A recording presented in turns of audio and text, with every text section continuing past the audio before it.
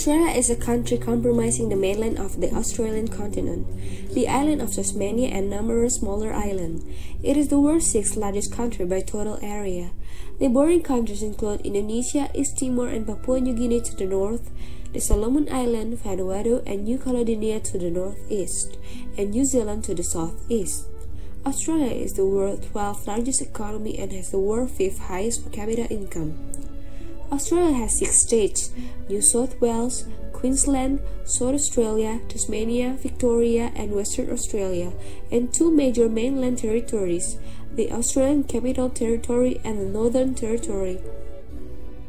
The service sector of the economy, including tourism, education, and financial service, account for about 70% of GDP. Asia's past cannot be explained by a single model, nor will its future be a single destiny, but there are good reasons to be optimistic. Many nations in the region have only just begun to catch up to the productivity levels enjoyed in advanced economies, promising strong income growth for decades to come. Over the coming decades, the nations of Asia will face new pressures, including likely moderate economic growth among advanced economic trading partners, greater competition for natural resources, and further environmental constraints. Stable relations among the major powers in Asia and the Pacific, China, India, Indonesia, Japan, and the United States, will remain fundamental to prosperity and security in the region, and will require sustained effort. Each nation's choices about its own institutions and policy will guide its future growth and prosperity, as will global economic and other development. Australian interaction with the Asian region have a long history and have evolved over time in response to development at home and abroad. Australia's economic integration into Asia has accelerated over the past 4 decades. Steps to open up the Australian economy began in the 1970s with landmark tariff cuts in 1973. Comprehensive reforms to Australian economic institutions and framework then gathered pace from the mid-1980s. These reforms and Australia's more recent successful response to the global financial crisis have laid the foundation for Australians to benefit from the opportunities stemming from the region, with the gains of success spread across the nation.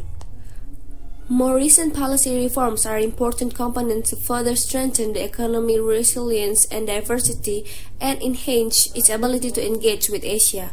Cultural diversity is at the center of Australia's identity. The face of Australia has changed dramatically in recent decades, and Asia is now an important part of its identity. The Australian economy is one of the strongest in the world. Australia has a vibrant multicultural society, a highly skilled creative population, and highly productive economy with world-class institutions. Up to 2025 and beyond, 3 forces will shape the economic and social landscape of Australia. The first is the staggering scale and pace of the continued transformations of Asia. Economic cycles affecting the region will occur around a rising long-term income trend. By 2025, the economies of Asia are expected to account for almost 50% of global economic output. Average GDP per capita in Asia will almost double by 2025. As they become more prosperous, the shape of the economies and society in Asia will also transform. The second is the aging of Australian population. The proportion of Australian age over 65 is expected to rise from 13.5% in 2012 to almost 1/4 by 2050. An aging population will impact on labor force participation and create fiscal pressure in areas such as health, aged care, and disability service. The third is environmental sustainability. Australia is a continent rich in environmental assets. Australians derive a large share of wealth from those assets, and they need to be managed to ensure the well-being of future generations. Australia's projection in 2025, real income could rise to about $70,000 based on Australia's long-term historical productivity performance. Australia's population is predicted to grow to around 27 million, expected to have almost 2 million new jobs. The fastest growing sectors are likely to continue to be mining and those service and manufacturing sectors related to mining. The shares of mining export will remain elevated, and the shares of agricultural export is likely to rise, while the shares of manufacturing export is expected to fall. Australia have made substantial reform and investment across the 5 pillars of productivity: skill and education, innovation, infrastructure, tax reform, and regulatory reforms, and these efforts will continue. Ongoing reforms and investment in education and training will help boost productivity and participation in the workforce. Australia's innovation efforts should progressively align better with the country's comparative advantage, attract top researchers, and improve regional and global partnerships. Better planning and prioritizations of infrastructure and greater private sector investment will support a growing Australian population and increase trade and investment with the region.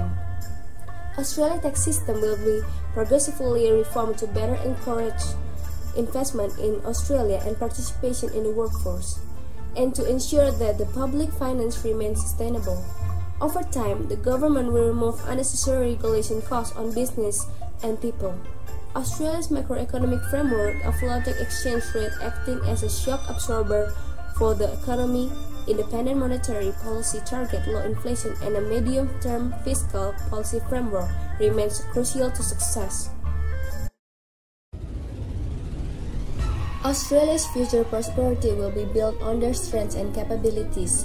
Improving the capabilities of all Australians will raise their productivity performance and enable all Australians to participate and contribute in the Asian century.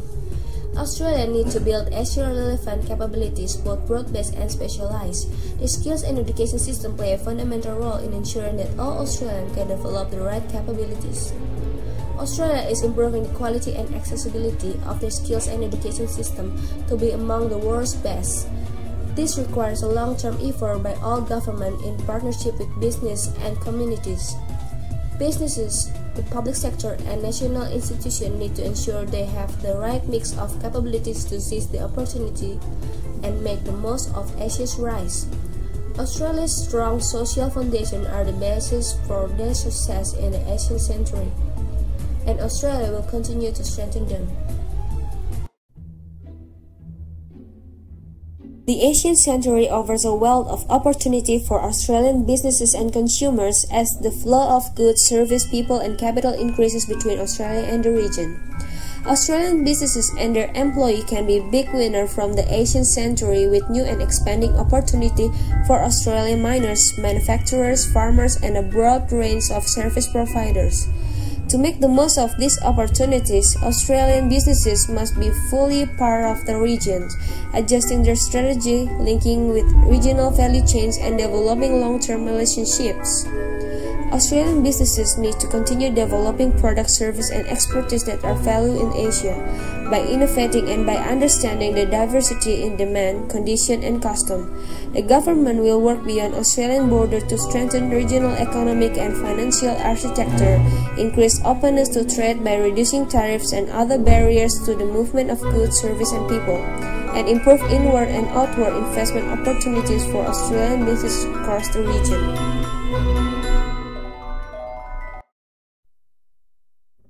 Australia's future prosperity and security are linked to what happens in Asia. The security environment is shifting in response to the region's economic growth. Australia's strategic plans are: promote cooperative arrangement among nations in the Asia region, support China's participation in the region's strategic, political, and economic development, work with US to ensure continuity of strong presence in the region, contributing to regional stability and security. Strongly support the G20 as an important forum to address major economic challenges and opportunities. Develop East Asia Summit as a crucial regional institution in East Asia to help manage regional challenges.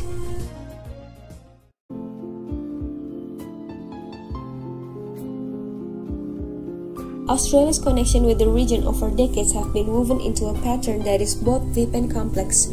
From this strong foundation, Australia will need to deepen and broaden their relationship across the community as competition for influence and access to market increase in coming decades.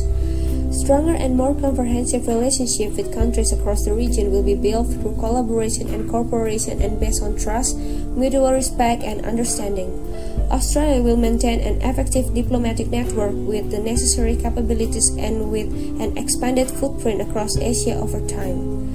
Australia will work with the Australian community to develop comprehensive country strategy with China, India, Indonesia, Japan, and South Korea as their initial priorities, to bring a stronger national purpose and cohesion to this relationship. The Asian century is an Australian opportunity. As the global center of gravity shifts to its region, the tyranny of distance is being replaced by the prospect of proximity. Australia is located in the right place at the right time in the Asian region in the Asian century. Beyond economic gains, there are many valuable opportunities for building stronger relationships across the region, including through closer educational, cultural, and people-to-people links. Australia needs to act in 5 key areas in order to succeed in the Asian century. First, irrespective of how the Asian century evolves, Australia's prosperity will come from building on its strength. Second, as a nation, Australia must do even more to develop the capabilities that will help Australia to succeed. Third, Australia's commercial success in the region requires that highly innovative, competitive Australian firms and institutions develop collaborative relationships with others in the regions. Fourth, Australia's future is irrevocably tied to the stability and sustainable security of Australia's diverse region. Fifth, they need to strengthen Australia's deep and broad relationships across the region at every level. The challenge ahead requires sustained effort. Australians cannot build stronger relationships or learn new skills overnight, or even over 5 years, especially given the diversity of the countries in its region. Some action can be taken immediately, but others require further conversations among communities across the nations.